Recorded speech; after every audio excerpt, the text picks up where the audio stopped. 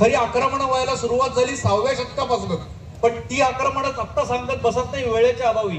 एक महत्वाची गोष्ट सांगतो की इतकी सगळी आक्रमणं म्हणजे मोहम्मद बिन कासिम, तुगलक, त्याच्यानंतर घोरी, त्याच्यानंतर गझनीची अनेक आक्रमणं, आणि या सगळ्यांमुळे उत्तर महाराष्ट्रापासून दक्षिण भारतापर्यंत सगळा भारत पोखरला गेला होता, विभागला गेला होता. आणि तो कसा ते आपण बघूया. तर उत्तर भारतामध्ये सगळ्यात मोठं साम्राज्य होतं मोगलांचं. अर्धा भारत हा मोगलांच्या अधिपत्याखाली होता. मी व्यापाऱ्यांच्या भाषेत बोलतो. आता व्यापाऱ्यांच्या भाषेत मी असं सांगेन की मोगल म्हणजे कोण, तर त्या काळातली मल्टीनॅशनल कंपनी, जी प्रचंड मोठी कंपनी होती, राज्य विस्तारासाठी आली होती आणि त्यांनी अर्धा भारत तर काबीज केलाच होता. अर्थात त्यांचं महाराष्ट्राकडे लक्ष होतं, पण महाराष्ट्रात कोण होते, तर महाराष्ट्रात होते विजापूरला आदिलशाह, गोवळकोंड्याचे कुतुबशाह आणि इकडे होती निजामशाही. अशा 3 शाह्या महाराष्ट्रात होत्या आणि या पूर्ण भारताचं विभाजन झालं होतं उत्तर आणि दक्षिण भारतामध्ये. त्यानंतर बघितलं तर महाराजांचा जन्म त्या पुण्यात झाला, निजामशाहीचा प्रांत. आणि शहाजी राजांच्या 2च जहागिरी. कुठली जहागीर होती, एक पुण्याची आणि दुसरी सुप्याची. म्हणजे इकडे तुम्हाला या डायग्राम मध्ये दिसत आहेत 2 छोटेसे गोळे, 2 छोटीशी टिंब दिसत आहेत, ज्याला औरंगजेब सुद्धा म्हणायचा की वाटाण्यासारखं त्यांचं राज्य आहे.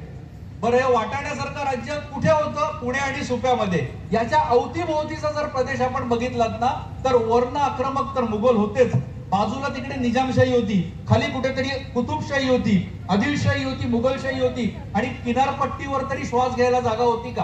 किनारपट्टीवर तर सगळे टोपीकर येऊन बसले होते.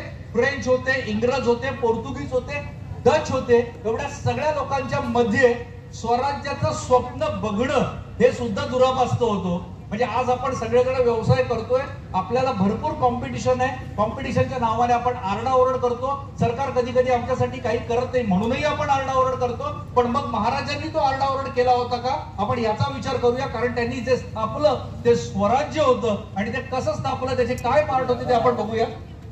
यानंतर जर बघितलं तर 1680 साली म्हणजे महाराजांचं आयुष्य 1630 ला सुरू झालं.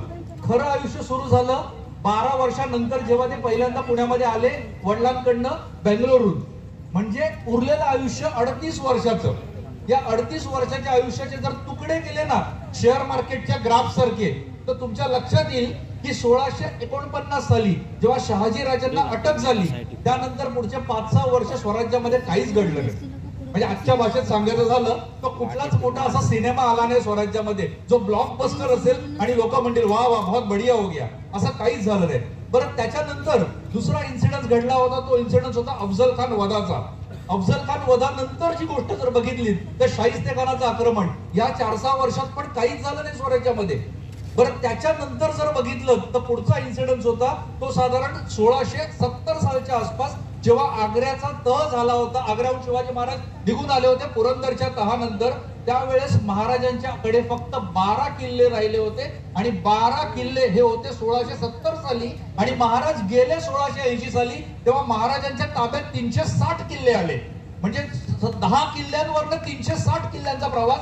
या सगळ्याची जर लांबी, रुंदी, उंची मोजली ना तर चीनची भिंत, जिला आपण 7th वंडर ऑफ वर्ल्ड मध्ये मोजतो, ती भिंत पण कमी पडेल एवढी मोठी तर शिवाजी राजांची करामत होती.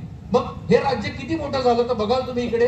हे राज्य 1818 साली म्हणजे मराठेशाही सुरू झाली महाराजांच्या जन्माच्या वेळेस, ती टिकली 1818 पर्यंत.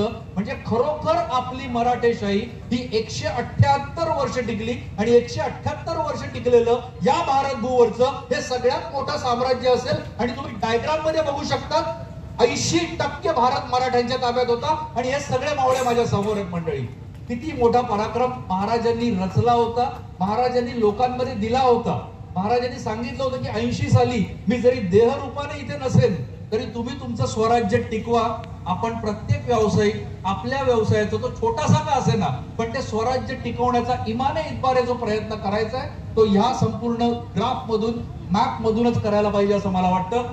महाराजांचे किल्ले आत्ताच मी म्हटलं तसं 360 किल्ले. महाराजांचं निधन झालं त्या वर्षी 360 किल्ले. या पलीकडे जाऊन महाराजांची जी फौज होती, ज्याला आपण आजच्या भाषेमध्ये आर्मी म्हणतो, 2,60,000ची फौज. म्हणजे विचार करा, स्वराज्यावर आलेलं संकट अफजल खान, त्यावेळेस महाराजांची फौज 12,000 लोकांची. आणि महाराज जेव्हा गेले पुढच्या 15-20 वर्षामध्ये तेव्हा महाराजांची फौज 2,60,000ची. याचं कारण होतं की एम्प्लॉयर म्हणजे चांगला एम्प्लॉयर कसा असावा, चांगला जॉब देणारा कसा असावा, हे स्वराज्यात महाराजांनी सिद्ध करून दाखवलं. म्हणून कितीतरी पठाण या वेगवेगळ्या शाळा सोडून स्वराज्यात यायचे. हे एम्प्लॉयरचं आदर्श उदाहरण आहे. हे व्यावसायिकांनी लक्षात ठेवलं पाहिजे. या पलीकडे जाऊन महाराजांकडे उच्च प्रतीचे घोडे 50,000 होते. 50,000 उच्च प्रतीचे अरबी घोडे. आणि जेव्हा घोड्यांचा बाजार लागायचा तेव्हा महाराज जाणीवपूर्वक ते घोडे घ्यायचे की जे घोडे इतरांनी अपशकुनी म्हणून विकायला ठेवलेले असायचे, ज्यांच्या पायावर काळे डाग असायचे.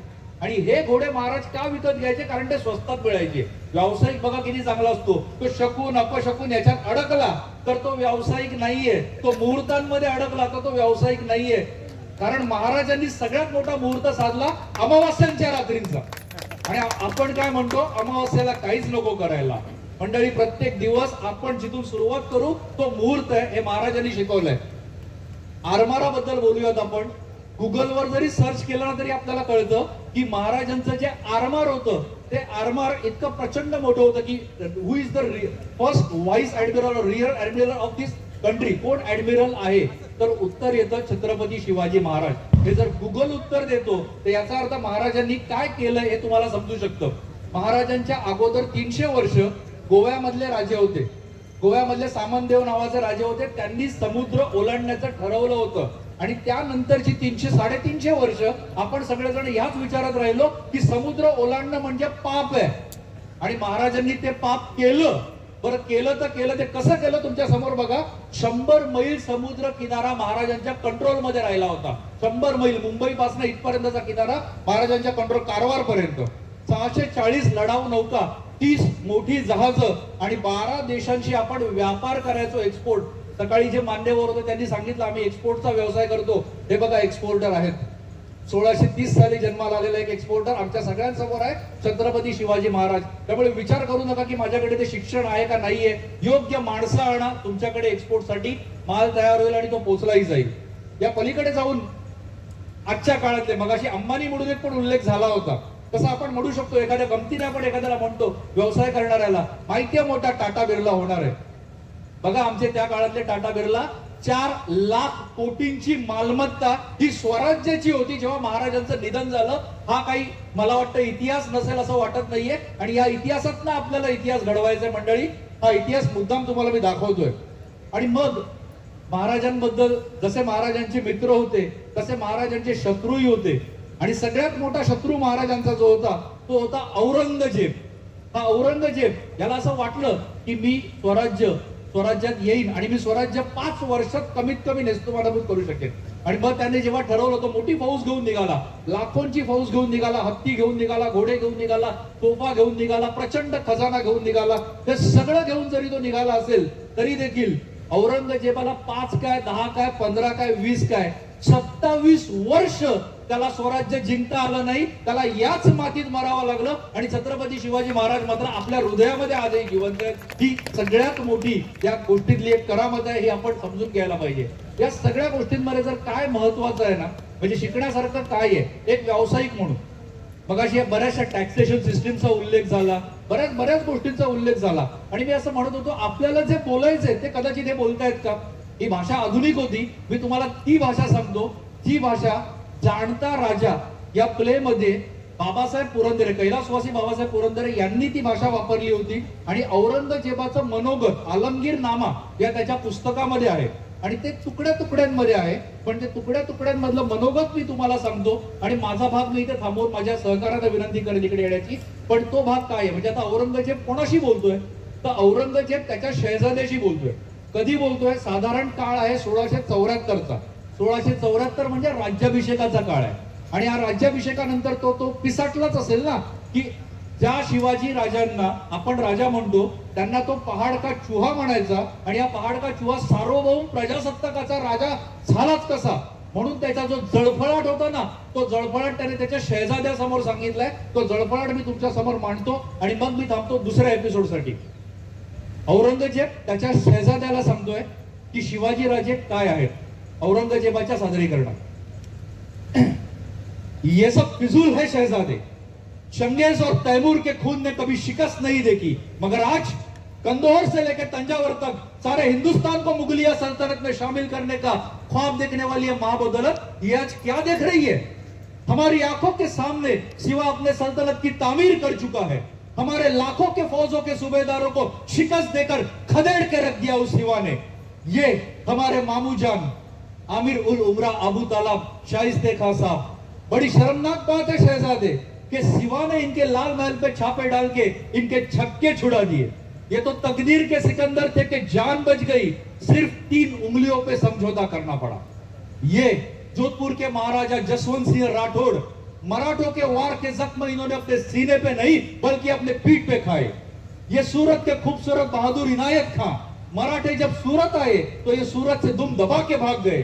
ये हबशी पौलाद खां, इसकी हथेली पे मिठाई रख सिवा आगरे के कैद खाने से फरार हो गया। हमारे सारे मंसूबों को खाक में मिला दिया इसी पौलाद खान ने। लश्कर के साथ मैदान छोड़ के भागने वाले कारतालाब खान, ये रसूल बेग रोजबानी, ये मीर आतिश तरबियत खान, ये खान बहादुर, ये रणमस्त खान, ये सैयद मुनावर खान, केसर सिंह, तमाम सारे राजपूत, पठान, अफगान, ईरानी, तुर्क, बारहा इन सबको शिवा ने शिकस्त दी। क्यों? आखिर क्यों हासिल होती है फतेह शिवा को? शायद इस क्यों का मतलब तुम कभी समझ ही नहीं पाओगे शहजादे। औरत, नाच, गाना, शराब और इश्क में मशगूल तुम जैसे लोग शिवा की बहादुरी को कभी समझ ही नहीं पाओगे। शिवा ने मजबूत किले बनाए, मजबूत जमीर के लोग तैयार किए, अपनी फौज और असले बढ़ाया, नए जंग बहरीन की तामीर की है उसने। हमने शिवा के लोगों को लाखों की जहागीरों की लालच दी, पर उन जाबाज मराठों ने उस पर थूक दिया। मराठे रुकते नहीं, मराठे थकते नहीं, मराठे झुकते नहीं, हाँ मराठे बिकते भी नहीं। हाँ, शिवा घाक है, चालाक है, मगरूर है, दगाबाज है, और उसका चाल चलन दूध की तरह साफ और सूरज की तरह चमकदार है। दुश्मन के मजहबी कलम, औरतों और फकीरों की भी इज्जत करता है वो। इसलिए उसकी शान और शौकत बुलंद मीनार की तरह आसमान को छू रही है, इसमें कोई शक नहीं शहजादे। हम खुश नसीब बड़े, हमें दुश्मन भी मिला, वो भी शिवा जैसा। थँक यू सो मच मंडळी। असा व्यवसाय करा की तुमचा शत्रू पण तुमची तारीफ करेल, तुमच्या पाठीमागे तो तुमच्याबद्दल चांगलंच बोलेल की हमें दुश्मन भी मिला, हमें कॉम्पिटिटर भी मिला, वो भी शिवा जैसा। पण यातनं एकच शिका, एक चांगलं कॅरेक्टर असलं पाहिजे। चांगलं कॅरेक्टर त्यांनी सांगितलं, औरत, नाच, गाना, शराब ये शिवा को कभी मालूम ही नहीं। आणि त्या बरोबरीने दुसरी महत्वाची गोष्ट असते ती म्हणजे परिणाम दक्षता। कारण नुसतं कॅरेक्टर असून भागत नाही, कारण कॅरेक्टर चांगलं असलं तरी सिबिल रेकॉर्ड खराब व्हायचा तेव्हा होतोच। त्यामुळे नुसतं कॅरेक्टर असून भागणार नाहीये, त्या बरोबरीने महत्वाची गोष्ट लागते ती म्हणजे परिणाम दक्षता, जी तुम्ही बघितलीत। पौलाद खानाच्या हातावर मिठाई ठेवून महाराज निघाले, जी तुम्ही बघितलीत।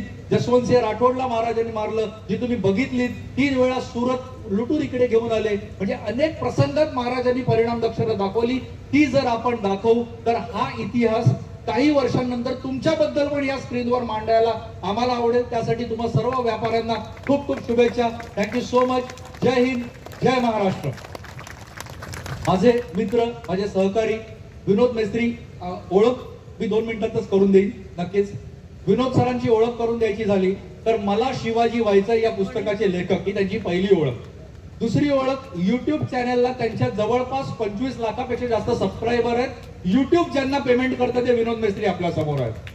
त्यांना राष्ट्रीय पातळीवरचा उत्कृष्ट वक्ता आणि लेखक हा अवॉर्ड सुद्धा प्राप्त आहे। आणि 3 दिवसापूर्वीच विनोद सर दुबईहून एक लाईफ टाइम अचीवमेंट अवॉर्ड तिकडून घेऊन आलेले आहेत। तर असा एक जबरदस्त वक्ता, जो वक्ता माझ्यासोबत आम्ही दोघांनी आजवर 20,000 महाराष्ट्र पोलिसांना प्रशिक्षण दिलंय, अनेक उद्योजकांना प्रशिक्षण दिलेलं आहे। अरे अगदी म्हणजे देवगडवरनं उद्योजक आमच्याकडे मुंबईला ट्रेनिंग घेण्यासाठी येतात, इतके उद्योजक आपल्या भागातले आहेत जबरदस्त।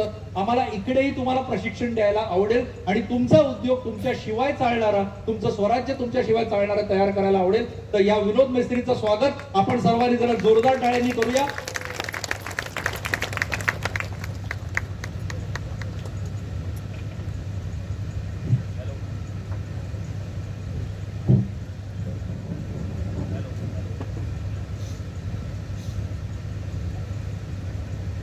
हॅलो।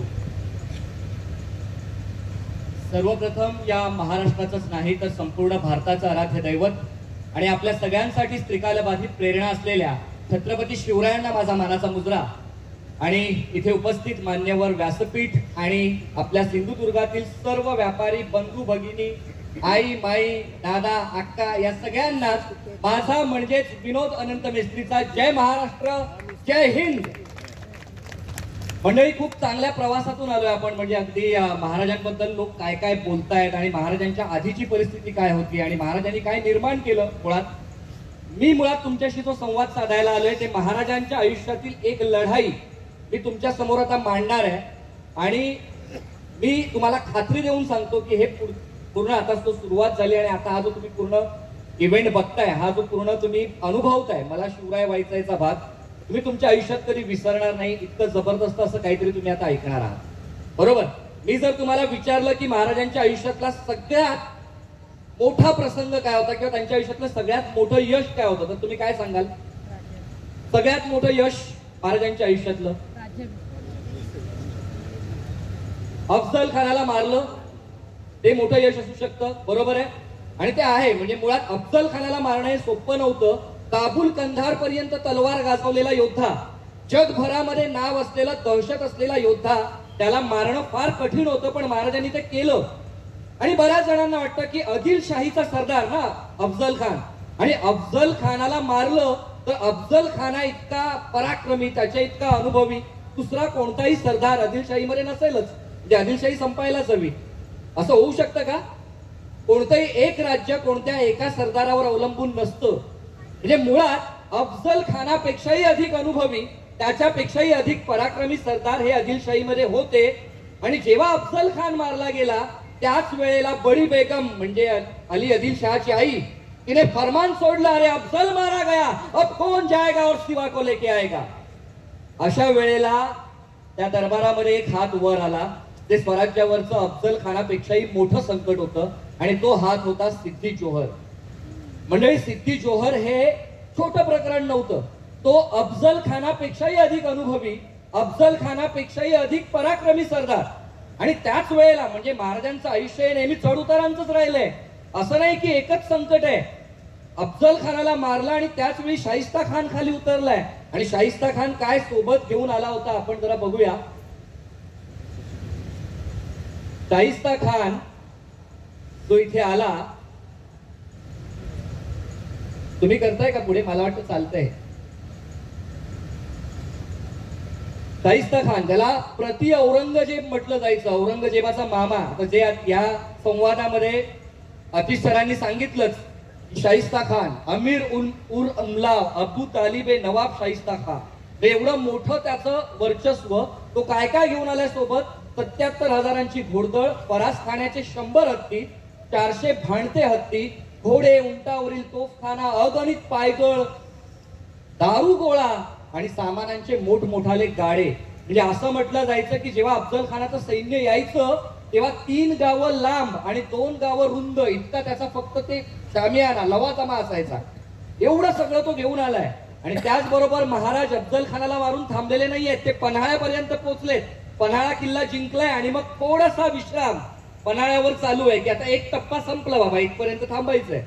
आणि त्याच वेळी आदिलशहाच्या दरबारामध्ये एक हात वर आला, जो मी तुम्हाला म्हणालो हे दुसरं संकट, सिद्दी जोहर. आणि सिद्दी जोहर काय घेऊन आला सोबत बघा. सोबत काय काय आणलंय? रस्तुम, फाजल खान, सादात खान, बाजी घोरपडे, पीड नाईक, भाई खान, सिद्दी मसूद, बडे खान, सुरीराव सुर्वे, वाडीकर सावंत, जसवंत दळवी, एवढे सगळे मातब्बर सरदार आहेत. 16 ते 20 हजाराची घोडदळ आहे आणि 35 ते 40 हजाराची पायदळ आहे. म्हणजे एकीकडे शाहिस्ता खान एवढी मोठी फौज घेऊन आलाय आणि दुसरीकडे सिद्दी जोहर आलाय. बरं, महाराज पन्हाळ्यावर आहेत, त्याचं काय बघा. एकतर पन्हाळ्यावर आक्रमण करायचंच, पन्हाळ्याला वेढा द्यायचा आणि त्याचबरोबर आजूबाजूच्या इतर अनेक प्रदेशांवर हल्ले करत राहायचं. म्हणजे आपली जी स्वराज्याची थोडीफार सेना आहे ती सगळीकडे विखुरली जाईल. आता महाराज पन्हाळ्यावर असताना सिद्दी जोहरने 21 हजाराची फौज घेऊन पन्हाळ्याला वेढा घातला. आणि सिद्दी जोहरचं ना मार्केटमध्ये जबरदस्त नाव होतं की तो जो वेढा घालतो ना, तो वेढा फोडून आत जाणं किंवा बाहेर येणं एखाद्या पाखराला पण शक्य नाहीये. म्हणजे महाराज जे आत अडकलेत, इतके सगळे मावळे आत अडकलेत, त्यांना तिथून बाहेर येणं शक्य नाहीये. तर सिद्दी जोहर म्हणतोय आज ना उद्या यांना शरण यावं लागणार, आपल्याला लढत राहायचंय. आणि वरचे मावळे आणि महाराज यांचा काय विचार आहे वेढा फेब्रुवारी मध्ये पडलाय. आता पुढच्या 4 महिन्यामध्ये पाऊस सुरू होणार, म्हणजे आपल्याला लढायचंय किती, पुढचे 4 महिने. पुढच्या 4 महिन्यामध्ये इतका मुसळधार पाऊस या विभागात पडतो की त्या पावसामध्ये तग धरून राहणं सिद्धी जोहरला जमणार नाही, त्याला निघून जावंच लागेल. आता बघा, उन्हात अनात सिद्धी जोहर 4 महिने उभा आहे. पावसाळा सुरू झाला तर पावसाळ्याला काय केलं असेल सिद्धी जोहरने? पावसाळ्याच्या 1.5 महिना आधीच तेवढ्या सगळ्या चौक्या बसवल्या होत्या, त्यांना ताडाची छत्र बसवली की जरी पाऊस पडला तरी आपल्याला फरक नाही पडला पाहिजे. बरं, आता 4 महिने उन्हात अनात उभा, मुसळधार पाऊस झाला तरी सुद्धा सिद्धी जोहरचा वेढा सैल पडत नाहीये. त्याने तो आणखी घट्ट केला म्हटल्यावर महाराजांच्या लक्षात आलं की ये जो सिद्धी है पडा ही सिद्धी है. हा काय ऐकणार नाहीये, हा विचार करून आलाय की महाराजांना घेऊन जायचंय. याचा अर्थ आता या वेढ्यात अडकून राहून लढत राहणं यामध्ये काहीच हुशारी नाही, आपल्याला इथून निसटायला हवं. आणि मग बघा, इतिहासात नोंद नसली तरी ते काही हेर आहेत, त्यांनी या पन्हाळ्यावर इतक्या पहाऱ्यामध्ये एक वाट शोधली, त्या वाटेवर चौक्या बसवणं कठीण होतं आणि ठरलं या वाटेवरून आपण निघायचं. बरं, निघायचं तर कधी निघायचं? दिवसा उजेडी निघायचं का? दिवसा उजेडी निघणार आपण? एकटे जाणार आहेत महाराज, सोबत कित्येक लोकांना घेऊन जाणार आहेत. एकटं जायचं नाहीये आणि इतक्या लोकांना घेऊन जायचंय. दिवसा जायचं नाहीये, रात्रीचं जायचंय, अंधारातून निघायचंय. ठरलं, एक दिवस ठरला, त्या दिवशी संध्याकाळी आपण निघणार, या रात्री आपल्याला निघायचंय. बरं, निघायचंय तर जवळचा एक किल्ला नजरेसमोर होता. कोणता किल्ला? कुठे पोहोचायचं होतं? इतिहासामध्ये आपण सगळ्यांनी ऐकलंय ना. हा बघा, सिद्धी जोहरचा वेढा कसा असू शकतो त्याचा एक अंदाज आहे. वेढा म्हणजे काय सैन्य उभं केलं जात नाही, चौक्या बसवल्या जातात, कठीण असतं यामधून निघणं. ताडाची छत्र, पावसामध्ये पण आपण तग धरून राहू शकतो, ही त्याची तयारी आहे. आणि हे सगळं त्या 2 हेरांनी शोधलेली वाट, 600 निवडक योद्धे सोबत घेऊन निघायचं होतं. आणि सोबत होते बाजी आणि फुलाजी. बाजी प्रभू देशपांडे, वय 45 ते 50 वर्ष. बरं, हे असं सगळं निघायचंय. जवळचा किल्ला मी म्हणालो कोणता आपल्या नजरेसमोर असणार आहे? आठवतोय का काही इतिहास? विशालगड. विशालगडावर पोहोचायचंय. आणि जवळचं म्हणजे काय प्रकरण आहे? जवळ म्हणजे किती? 65 किलोमीटर. जसं आपल्याला बोलतात अरे हैसरच आहे रे, जा तिकडे, हा इकडेच कुठेतरी आहे, मी आता 15 मिनिटात पोहोचील. 15 मिनिटं म्हणजे 1 तास असतो. तसं तिकडचं गणित. जवळचा किल्ला म्हणजे 65 किलोमीटरचं स्वराज्यात असलेला विशालगड. विशालगडावर जायचं आहे. बरं, 65 किलोमीटरचा प्रवास रात्रीच्या वेळी करायचा आहे. रात्रीच्या वेळी मशाली घेऊन तर जायला पाहिजे, दिशेचा अंदाज कसा येणार? पण मशाली घेऊ शकत नाही कारण आपण शत्रूंच्या नजरेत पडू. बरं, 65 किलोमीटरचा प्रवास घोड्यांवरून केला तर 3 तासामध्ये आपण विशालगडाला पोहोचू शकतो. पण घोड्यांचा वापर करायचा नाही. का करायचा नाही? कारण ह्या 600 लोकांना माहित आहे की पळण्याचा प्लान चालू आहे, घोड्यांना माहित नाहीये. घोडे आवाज करतील आणि घोडे चाललेत तर लोकांना कळणार कुणीतरी निघतंय. याचा अर्थ 65 किलोमीटरचा प्रवास पायी करायचा आहे. मग वाट सरळ आहे का? वाटही सरळ नाहीये. दऱ्या खोऱ्यातून, जंगलांमधून, पावसाळ्यांचे दिवस आहेत, नदी नाले ओलांडत जायचंय. कठीण काम आहे, पण शेवटी ते केलंच पाहिजे. रिस्क में बरकत ना, बिझनेस मध्ये रिस्क असतेच. आणि हा रिस्क जोपर्यंत आपण घेत नाही आपण इथून बाहेर पडणार नाही. रात्री 9च्या सुमारास, मी प्रहर वगैरे बोलत नाही या, रात्री 9च्या सुमारास हे 600 लोक आणि महाराष्ट्रातून निघाले. रात्री 11 वाजता व्हॉट्सअप आणि फेसबुकवर न्यूज व्हायरल झाली की शिवाजी महाराज निसटले, शिवा भाग गया. आता जशी ही बातमी कळली सिद्धी जोहरला तो वैतागला. अरे ऐसे कैसे जा सकता है? 4 महिने आपण काय करतोय? 4 महिने उन्हात तानात उभे आहोत, पावसात उभे आहोत, तो जाऊच कसा शकतो? शक्यच नाहीये. पण शेवटी महाराष्ट्र निघून गेलेत, कितीतरी लोकांबरोबर निघून गेलेत. ही बातमी तर हेरांकडून कळलेली आहे. इतका तो वैतागला, तो म्हणाला की जा त्याला शोधा जंगलामध्ये, जहां पे भी मिले उसको जिंदा या मुर्दा मुझे शिवा चाहिए. आता सिद्धी जोहरने आपल्या सैन्यांच्या वेगवेगळ्या तुकड्या जंगलामध्ये पाठवल्यात, वेगवेगळ्या ठिकाणी पाठवल्यात. आणि त्याच सैनिकांची एक तुकडी, सिद्धी जोहरचा जावई सिद्धी मसूद, एक 100 सैनिकांची तुकडी घेऊन गस्त घालतोय किंवा शोधाशोध करतोय जंगलामध्ये. आणि त्याला समोरून दिसलं की एक पालखी चालली. काय चाललंय? आता पालखी चालले, पालखीच्या मागे पुढे एक 15-20 मावळे आहेत. आता पालखी आहे आणि मावळे आहेत. तो अंदर कौन होगा? अरे शिवा ही होगा. त्याचे डोळे चमकले. तो पटकन गेला पालखी जवळ, पालखीचा पडदा बाजूला केला आणि मोठ्याने ओरडला, या खुदा ये तो शिवा है. क्या बात आहे, शिवाजी महाराज सापडले, वा. आता दरबारामध्ये आपली कॉर्नर टाईट, आपलं प्रमोशन होणार ते वेगळं, आपला पगार वाढणार वेगळा, मेडल बिडल मिळतील ते वेगळेच, आपला रुबाब वाढेल तो वेगळाच. सिद्धी मसूद खुश झाला, त्याने शिवाजी महाराजांना कैद केलं आणि सिद्धी जोहरच्या तंबूमध्ये त्यांना आणलं गेलं. आता सिद्धी जोहरच्या तंबूमध्ये शिवाजी महाराज समोर उभे आहेत, सिद्धी जोहर असा समोर उभा आहे आणि तो वेड्यासारखा वैतागलाय आणि तो काही उलट सुलट महाराजांना बोलतोय. पण एवढं सगळं बोलून पण महाराज शांत आहेत, ते काहीच बोलत नाहीत. अभी इतना कुछ बोलने के बाद भी सिवा के मुंह से एक लफ्ज नहीं निकल रहा है म्हटल्यावर याला वाटलं कुछ तो गडबडे दया, काहीतरी समस्या आहे, सिवा बोलत का नाहीये. इतक्यात त्या तंबूमध्ये फाजल खान आला. फाजल खान अफजल खानाचा मुलगा. अफजल खानाच्या युद्धात तो त्याच्या सोबत होता. त्याने महाराजांना जवळून पाहिलेलं आणि त्याला माहित होतं की महाराजांच्या डोक्यावर एक जखम झाली होती, त्या जखमेची खूण या महाराजांच्या डोक्यावर दिसत नाहीये. और वो सिवा और ये सिवा ना थोडा अलग ही दिख रहा है. त्याला जेव्हा खात्री पटली तो मोठ्याने ओरडायला लागला, दगा दगा, ये सिवा है ही नहीं. ये सिवा नहीं तो है कौन. इतक्यात शिवाजी महाराजांच्या पेहरावामध्ये असलेली ती व्यक्ती म्हणाली, होय, मी शिवाजी राजा नाहीये, मी त्यांचा मावळा शिवा काशीद. मंडळी, शिवा काशीद हे छोटं प्रकरण नाहीये. पन्हाळ्यावर जेव्हा पालख्या बनवल्या जात होत्या ना, पन्हाळ्यावरून निघायचंय, 2 पालख्या सजवल्या जात होत्या. एक पालखी महाराजांसाठी आणि दुसरी पालखी शिवा काशीदसाठी. महाराज बाहेर पडणारा पाऊस बघतायत खिडकीमधून, काही पाऊस त्यांच्या डोळ्यातून पण ओघळतोय.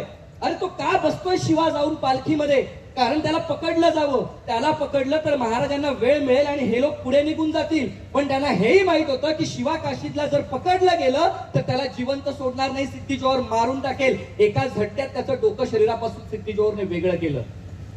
मरण्यासाठी पालखीत जाऊन बसला शिवा काशीद. मंडळी, मरण्यासाठी पालखीत जाऊन बसण्याचा इतिहास आहे ना, याच मातीला लाभलाय आणि या मातीत आपण जन्म घेतलाय. याचा आपल्याला अभिमान पाहिजे, मरेपर्यंत अभिमान पाहिजे, प्रतिष्ठात जन्म अभिमान पाहिजे. तर मी जेव्हा विचार करतो ना, तर जेव्हा हे शिवा काशीदांची ती पालखी बनवली जाते, महाराज इमोशनल झालेत, त्यावेळेला काय संवाद घडला असेल, म्हणजे शिवा काशीद महाराजांना काय सांगतायत, कसं समजवतायत, ते मी माझ्या एका कवितेमध्ये मांडले. ती कविता तुमच्या समोर सादर करतोय. शिवा काशीद काय बोलतायत महाराजांशी.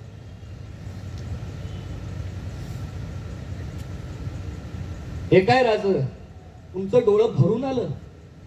हे काय राज, तुमचं डोळं भरून आलं. काय वाटलं, हा शिवा तुम्हाला उद्या दिसणार नाही.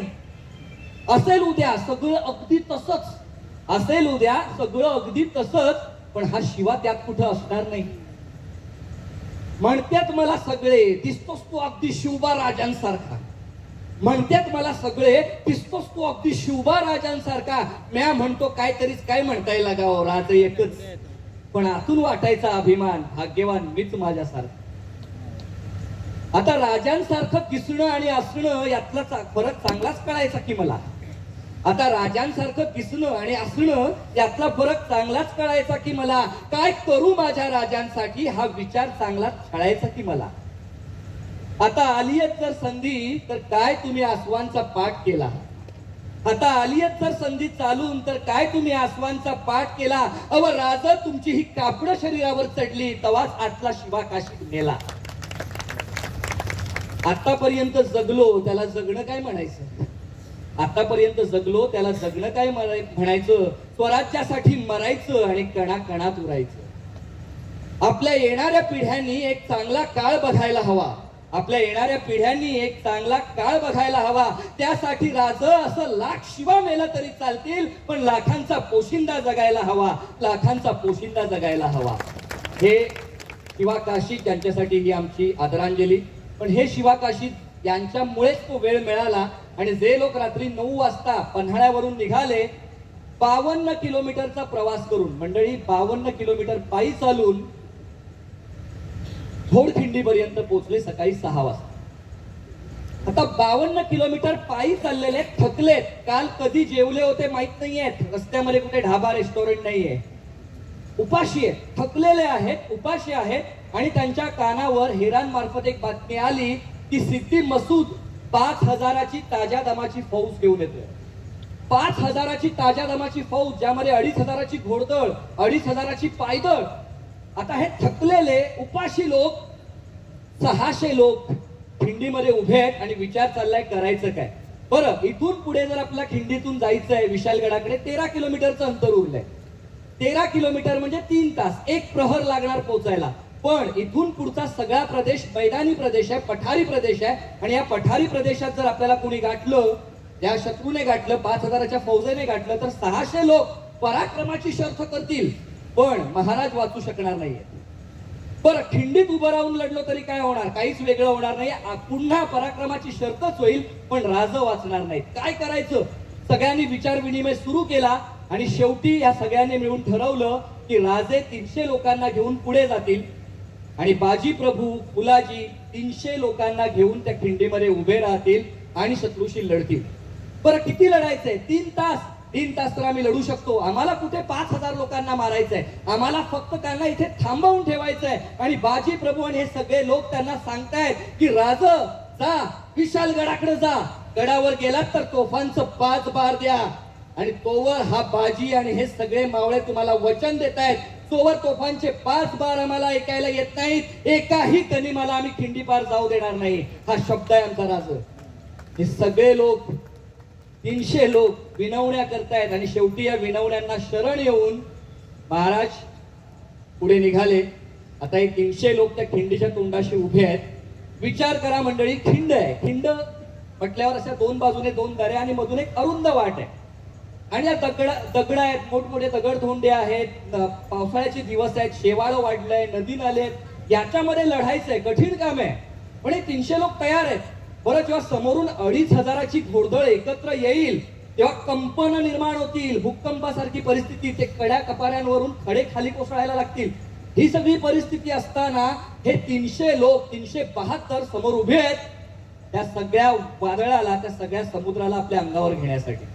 काय कठीण वेळ असेल मंडळी, विचार करा. तर मी जेव्हा जेव्हा विचार करतो या खिंडीमध्ये जेव्हा हे सगळे लोक उभे असतील तेव्हा बाजी प्रभूंनी काय संवाद साधला असेल, एक नेता म्हणून आपण काय संवाद साधला पाहिजे आपल्या लोकांशी. मृत्यू समोर उभा आहे. महाराजांनाही माहित आहे मी या 300 लोकांना इथे सोडून चाललोय, त्यातल्या किती लोकांना मी जिवंत बघेन मला माहित नाहीये. ते अतिशय कठीण मनाने तिथून निघून गेलेले आहेत. अशा वेळेला जेव्हा समोर इतकं मोठं वादळ उठणार आहे, बाजी प्रभू काय बोलले असतील, काय संवाद त्यांनी साधला असेल ते तुमच्या समोर मी सादर करतो. काय बोलले असतील बाजी प्रभू? काय म्हणता लगाव, शेवटी आलीच ती येळ, स्वराज्यासाठी मरण्याची. इथं मरायला कोण भेटो, मरायला तर आपण सगळेच तयार आहोत. पण लक्षात ठेवा मंडळी, इतक्यात मरायची घाई नग. सांगा, मरण्याआधी किती मारणार? 10, 20, 25, भले शाबास लगाव, भले शाबास. आता शोभता खरं शिवरायांचं वाघ.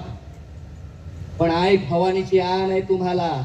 तलवार खाली टाकायची नाही, एक पाऊल बी माग सरकायचं नाही, गनिमाला माग रेटायचं, माग हटायचं नाही. आणि इतक्यात यम जरी आडवा आला ना तर त्याला सांगायचं, दादा जरा लांबच राहा, अरे जरा सबुरीनं घे, अरे तोफांचं 5 बार ऐकाय आलं ना की आम्हीच येऊ की तुझ्याकडं. तोवर गपगुमान शांत बसायचं, वाट बघायची.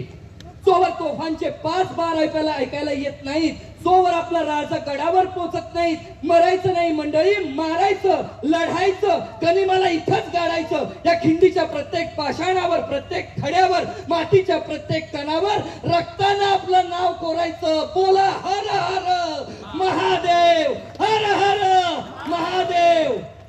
ही या वादळाच्या आधीची परिस्थिती. या खिंडीमध्ये प्रत्येकाच्या अंगामधलं रक्त सळसळते.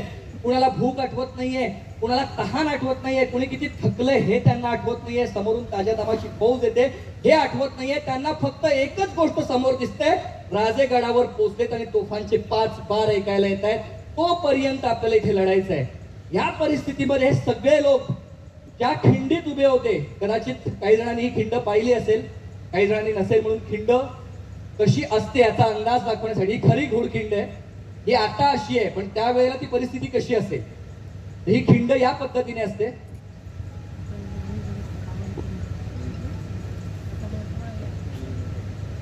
वरून जर आपण पाहिलं तर उंच भागातून खिंड अशी. हे लढणं सोपं आहे नाहीये. मग मुळात मला बऱ्याच असे जर लोक विचारायचे की विनोद, होऊच कसं शकतं की 300 लोक 5000ची लढतात, ते पण किती 8 ते 10 तास. शक्यच नाहीये, होऊच शकत नाही. बोला हा यार यांचा प्रश्न थोडासा लॉजिकल आहे, ह्याला लॉजिकलच उत्तर शोधलं पाहिजे.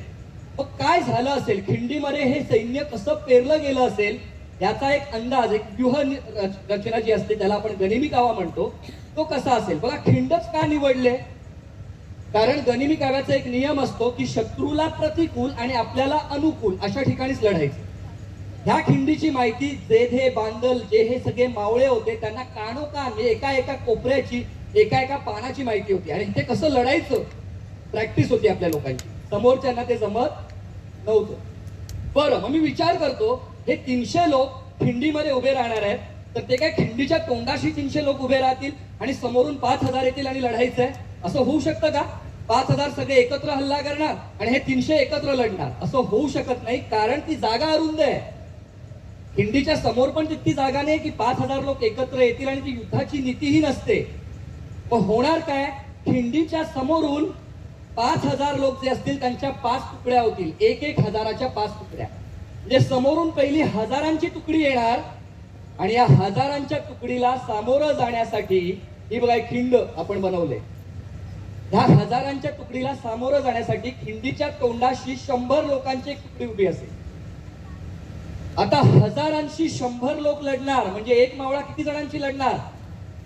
किती जणांची? व्यापारी आहोत आपण, पटकन सांगू 10. एक मावळा 10 जणांची लढू शकतो. एवढं कौशल्य, एवढा स्टॅमिना, एवढी शूरता मावळ्यांमध्ये होती की एक मावळा 10 जणांची लढू शकतो. मग दुसरा विचार असा येतो की हे लढतायत 100 लोक, समोरून 1000 येत आहेत, ते थकले तर दुसरे 1000 येतील, ते थकले तर तिसरे 1000 येतील. या 100 लोकांना पर्याय नाहीये, त्यांना समोर उभं राहून लढायचंच आहे. अशा वेळेला ते वरचढ होणारच आहेत. मग लढता लढता एखादा मावळा या फळीमधला जखमी झाला आणि कोसळला तर बाजूच्यावर किती जणांची जबाबदारी येणार? 20 जणांची. आणि 20 जणांना एकत्र अंगावर घेणं या भूतकाळात, वर्तमानात आणि भविष्यात एकच माणूस करू शकला, रजनीकांत, ते पण पिक्चर मध्ये. खरं असं होऊ शकत नाही. म्हणजे एका वेळी 20 जणांची लढणं कठीण आहे. मग अशा वेळेला काय होईल बघा, काय नीती, काय स्ट्रॅटेजी असेल. समोर 100 लोक आहेत, लढता लढता एखादा माणूस कोसळला, एखादा मावळा कोसळला, तर त्याचं काय उपाययोजना? तर याच 100च्या फळीच्या मागे एक बॅकअप फळी असणार 40 ते 50 लोकांची. मग जर समोरचा मावळा लढता लढता कोसळला तर या बॅकअप फळीमधून एक मावळा येणार, त्याला बाजूला काढणार, दुसरा मावळा त्याची जागा घेणार आणि लढणार. तोपर्यंत लढणार जोपर्यंत तोफांचे 5 बार ऐकायला येत. कारण जोपर्यंत तोफांचे 5 बार ऐकायला येत नाही, एकाही गनिमाला खिंडी पार जाऊ देणार नाही, हे राजांना वचन दिलेलं आहे. बरं, पण तरीही समोरचे 100, 1000 वेगवेगळ्या पद्धतीने येणार आहेत. ते कुठून तरी वरचढ होतील आणि जर खिंडीच्या आत शिरलेच, ह्या सगळ्यांना ओलांडून जर ते खिंडीच्या आत गेले तर काय, तर खिंडीच्या आतमध्ये 5-5 लोकांच्या तुकड्या उभ्या आणि या लोकांना मदत करण्यासाठी, त्यांना आधार देण्यासाठी खिंडीच्या दोन्हीही कपाऱ्यांवर, दोन्ही बाजूला 2 तुकड्या उभ्या आहेत, ज्यावरून दगड, धोंडे, भाले, बाण मारून त्यांना सपोर्ट करतो. आणि यातूनही यदा कदाचित कुणाचं नशीब फळफळलं आणि खिंडीच्या पार गेलाच, तर खिंडीच्या पार सुद्धा, खिंडीच्या पलीकडे एक 70 ते 80 मावळे उभे आहेत, त्यांना सामोरं जावं लागेल. याला म्हणतात चक्रव्यूह. तुम्ही आत तर याल पण यातून बाहेर जाऊ शकणार नाही आणि गेलात तर जिवंत बाहेर जाणार नाही, याची आम्हाला खात्री. याल 2 पायावर चाल, एक कोणतरी ओढतच देईल तुम्हाला, 4 खांदे पण नाही मिळणार. ही परिस्थिती खिंडीमध्ये, हे सगळी व्यूहरचना, हे प्लॅनिंग. आणि प्लॅनिंग तर आपण सगळेच करतो ना. एक उद्योजक म्हणून मी नेहमीच प्लॅन करत असतो, माझ्या घरातला पण मी प्लॅन करत असतो, पण आमचे बरेचसे प्लॅन हे बोंबलतातच. का आपले प्लॅन पूर्ण होत नाहीत? कारण अंमलबजावणी, आणि अंमलबजावणीच तर मित्रांनो कठीण आहे. सकाळी 9ला युद्ध सुरू होणार, एक अंदाज घ्या, 9 ते 12 3 तास सतत लढायचंय. बरं, समोर यांचा म्होरक्या कोण आहे? बाजीप्रभू देशपांडे, वय 45 ते 55 वर्ष, वेगवेगळ्या साधनांमध्ये सांगितलं जातो. आपण एक 50 वर्षाचा माणूस धरूया, 50 वर्षाचा माणूस, आणि 2 हातात 2 दांडपट्टे, 2, एक हे 6.5 किलोची तलवार आणि ही 6.5 किलोची तलवार, 13 किलोचं सिलेंडर घेऊन लढण्यासारखं आहे. आणि हे सगळं कसं करायचंय? पुढची 5 मिनिटं 10 मिनिटं नाही, 3 तास सतत करायचंय, सतत लढायचंय. सकाळी 9ला युद्ध सुरू होणार 12 वाजेपर्यंत लढायचंय. 12 वाजले, 3 तासाने तोफांचे बार येतील, तेव्हाच इथून बाहेर पडायचं. तोपर्यंत लढत राहायचं, मरायचं पण हटायचं नाही. ही सगळी रीत आपल्याला इकडे वापरायची आहे. अशा वेळेला सकाळी 9ला युद्ध सुरू झालं. बाजी प्रभू 2 दांडपट्टे घेऊन लढतायत, बाकी सगळे 300 मावळे बेभाम होऊन लढतायत. 9 वाजले, 10, 10:30, 11, 12, 1, 1:30, 4.5 तास झाले. एका प्रहर मध्ये म्हणजे 3 तासामध्ये महाराज पोचायला हवे होते, पण 4.5 तास झाले. का नाही पोचू शकले? का तोफांचे बार ऐकायला आले नाहीत? आपण म्हणतो ना, आपलीच माणसं आपल्याला प्रॉब्लेम करतात. महाराज जेव्हा विशालगडाकडे पोहोचले तेव्हा विशालगडाला अजून एक वेढा पडलेला होता, आणि तो वेढा आपलेच जवळचे जसवंत दळवी आणि सूर्यराव नावाच्या 2 सरदारांनी तो टाकला होता. आणि हे आदिलशाहीचेच सरदार. म्हणजे आता इथून हा वेढा फोडून मला वर जावं लागेल. वेढा फोडायचं तर युद्ध आलं. आता हे युद्ध पुन्हा 5 ते 6 तास चालेल. म्हणजे खिंडीतलं युद्ध जे 3 तास चालणार होतं ते आता 8 ते 10 तासावर लांबलं होतं. फार कठीण काम. महाराजांची घालमेल व्हायला सुरुवात झाली. आता करायचं काय?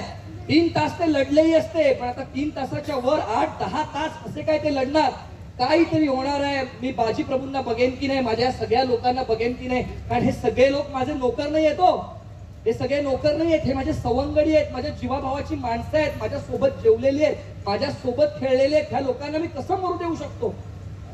हे सगळं सुरू आहे. 1:30 वाजला. बघा इकडे ही परिस्थिती. पण 1:30 वाजला, पावसाळ्याचं वातावरण आहे, ढगाळलेलं, वेळेची काहीच भान नाहीये. खिंडीमध्ये मावळ्यांची काय परिस्थिती आहे? मावळ्यांना एवढं माहित होतं की तोफांचे 5 बार ऐकायला येईपर्यंत थांबायचंय. महाराजांना पोहोचायला 3 तास लागणार, 1 प्रहर लागणार. 1 प्रहर झाला, महाराज पोहोचले की तोफांचे 5 बार ऐकायला येतील. म्हणजे तोफांचे 5 बार ऐकायला आले ना की 3 तास होणार. अजूनही तोफांचे 5 बार ऐकायला नाही ना आले, आपण 3 तासावर नाही 1-1.5 तासामध्ये लढा. तोपर्यंत लढा जोपर्यंत तोफांचे 5 बार ऐकायला येत.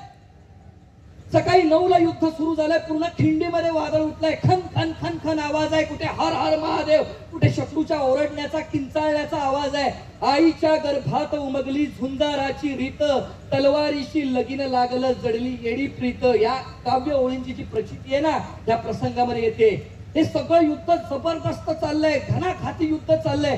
1:30 वाजला, 1:30 प्रहर झाला, तरी सुद्धा एकही मावळा मागे हटत नाहीये. माझा एकही माणूस खिंडी पार जात नाहीये. म्हटल्यावर सिद्धी मसूद हैराण झाला, करू काय? शेवटी त्याच्या डोक्यामध्ये कल्पना आली. त्याला वाटलं की अरे यांचा म्होरक्या कोण आहे? बाजी प्रभू. बाजी प्रभू को मारते. बाजी खतम तो लढाई खतम. कारण त्यांचा इतिहास होता, जर राजा पडला तर लोक पळून जायचे, सेनापती पडला तर लोक पळून जायचे. बाजी को मारते. लेकिन बाजी को मारेगा कोण? अरे कसला तो सैतानासारखा लढतोय. 2 हातात 2 दांडपट्टे आहेत, त्याच्या शरीरावर सगळीकडे जखमाच झाल्यात, पागोटं कधीच उडून गेलंय, समोर येणाऱ्याला कुणालाच सोडत नाहीये. त्याला तिथे जाऊन मारणं कठीण आहे. पण त्याने सोबत एक हशमांची टोळी आणली होती. हशम म्हणजे बंदूकधारी. 100 हशमांची टोळी सोबत होती. त्याच्यापैकी एक ज्याचा नेम अचूक आहे, त्याला एका बाजूच्या टेकडीवर तो घेऊन गेला. बाजूच्या टेकडीवर घेऊन गेला आणि त्याला म्हणतोय, वो बाजी है ना, उनका नेता, उसको खत्म कर. बाजी खत्म तो लढाई खत्म.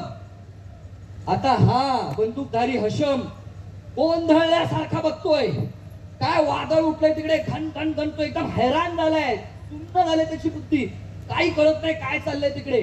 तो असा गोंधळल्यासारखा बघतोय आणि सिद्धी मसूद त्याला म्हणतोय, अरे देख क्या रहा है, बाजी को खत्म कर. त्यावर तो उत्तर देतोय हशम. तो म्हणतोय, मैं बाजी को मारूंगा, लेकिन पहले मुझे ये तो बताओ कि इसमें बाजी है कौन? अरे कोण बाजी आहे? सगळेच बाजी प्रभू वाटतायत, सगळेच एखाद्या नेत्यासारखे लढतायत, त्याच्यामध्ये बाजी प्रभू आहे कोण? तर त्यावर सिद्धी मसूदने जे वर्णन केलंय ना, ते बखरीमध्ये लिहून ठेवलेलं आहे. सिद्धी मसूद काय वर्णन करतोय बाजी प्रभूंचं? तो म्हणतोय, जो सबसे ज्यादा लाल हुआ है ना वो बाजी है. तो सगळ्यात जास्त लाल झालाय तो बाजी आहे. त्याच्या डोक्यापासून पायापर्यंत जखम व्हायला जागा उरलेली नाहीये. तो रक्तबंबाळ झालाय तो बाजी आहे, त्याला मार. त्याने बघितलं समोरच एक माणूस पेदून जाऊन लढतोय. 2 दांडपट्टे हातात आहेत, जखमा झाल्या शरीरावर. त्याने ओळखलं हा बाजी आहे. त्याने लांबूनच नेम धरला. गोळी अचूक बाजी प्रभूंच्या छातीमध्ये शिरली. बाजी प्रभू खाली कोसळले. ते खाली कोसळल्या, डोळ्यासमोर अंधार आला. त्यांना कळलं हा मृत्यू आहे. एका क्षणासाठी त्यांना कळलं हा मृत्यू आहे. आणि दुसऱ्या क्षणाला त्यांना आठवलं की अजून राजगडावर पोचलेलं नाहीयेत, अजून तोफांचं 5 बार ऐकायला आलेलं नाहीये. तोवर तोफांचे 5 बार ऐकायला येत नाहीत, तोवर माझं राजगडावर पोचत नाहीत, तोवर मला मरण मान्य नाही. मला उठावं लागेल, लढावं लागेल. गोळी लागून सुद्धा, इतक्या जखमा होऊन सुद्धा बाजी प्रभू पुन्हा उठले आणि लढायला लागले. आणि पुढचे तब्बल 1, 2 नाही 3 तास बाजी प्रभू लढत होते. तोपर्यंत लढत होते जोपर्यंत तोफांचे आवाज येत नाहीत. आणि शेवटी तोफांचे 5 बार ऐकायला आले. त्यांना कळलं राजगडावर पोचलं. त्यांच्या चेहऱ्यावर एक हास्य आलं आणि तिथूनच लांबूनच म्हणालं, राज हा माझा शेवटचा मुजरा. आणि बाजी प्रभूंचा देह शरीर जमिनीवर कोसळला. तो जमिनीवर कोसळला. 2500ची घोडदळ बाजी प्रभू आणि शहीद झालेल्या मावळ्यांच्या अंगावरून गेली. बाजी प्रभूंना जेव्हा मावळे घेण्यासाठी आले ना मंडळी, बाजी प्रभू अखंड सापडलेच नाही, तो शरीराचे तुकडे झाले होते. हे तुकडे जेव्हा पालखीत भरून नेले असतील आणि ती पालखी जेव्हा विशालगडावर पोहोचली असेल, महाराज वेड्यासारखी वाट बघत होते हो. त्यांचं मन डोकं सांगतंय की ना सगळ्यांचाच घात होणार आहे, सगळेच जाणार आहेत, पण कुठून तरी मन सांगतंय की नाही, ही माझी माणसं मी परत बघेन, माझ्या बाजींना, फुलाजींना, या सगळ्यांना मी परत बघेन. पण जेव्हा बाजी प्रभूंना त्या अवस्थेत महाराजांनी पाहिलं असेल मंडळी, किती कठीण काम असेल.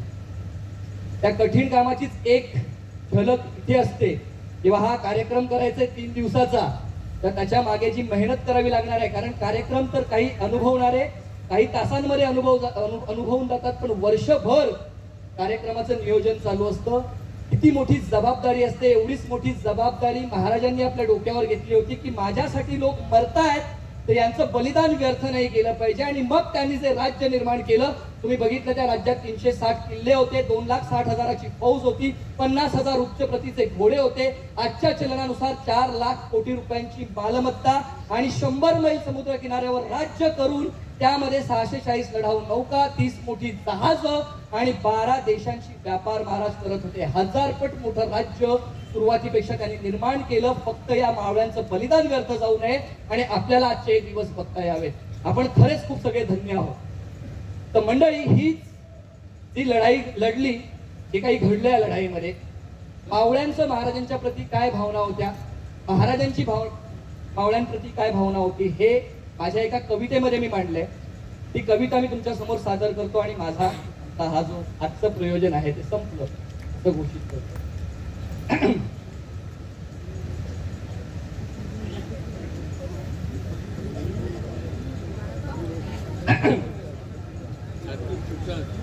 कवितेचा शीर्षक आहे महाराज तुम्ही खुशाल निघा. काय काय भावना असतील त्या खिंडीमध्ये सगळ्या, आणि लढाई काय घडली असेल, विशालगडावर महाराजांच्या काय भावना होत्या, या कवितेमध्ये मी मांडल्या. महाराज तुम्ही खुशाल निघा, महाराज तुम्ही खुशाल निघा, हिम्मत काय शत्रूची ही खिंड ओलांडण्याची, तोवर इथे पर्वत बनून तुमचा हा बाजी उभा. महाराज तुम्ही खुशाल निघा. कल्पना आहे येतील हजारो घोंगावत भयंकर वादळापरी, कल्पना आहे येतील हजारो घोंगावत भयंकर वादळापरी, हटणार नाही किंचितही मागे कोसळले बनून लाट जरी.